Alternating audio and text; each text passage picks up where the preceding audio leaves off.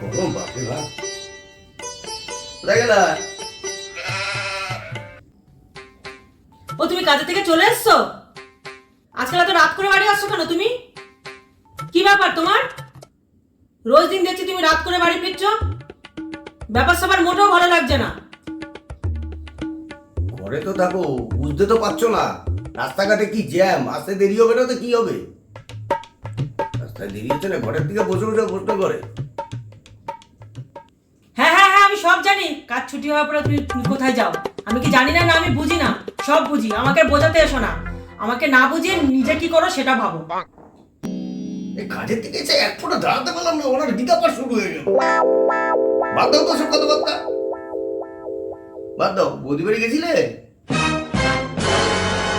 হ্যাঁ, আমি বৌদি বাড়ি গেছিলাম। ওরা সবাই ভালো আছে, আর বাচ্চাটাও সুন্দর হয়েছে। আর একটা কথা, বাচ্চা তোমার মতো হলো কি করে? হুবহু তোমার মতো দেখতে।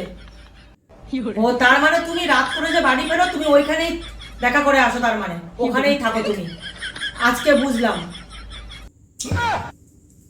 খেয়েছে রে।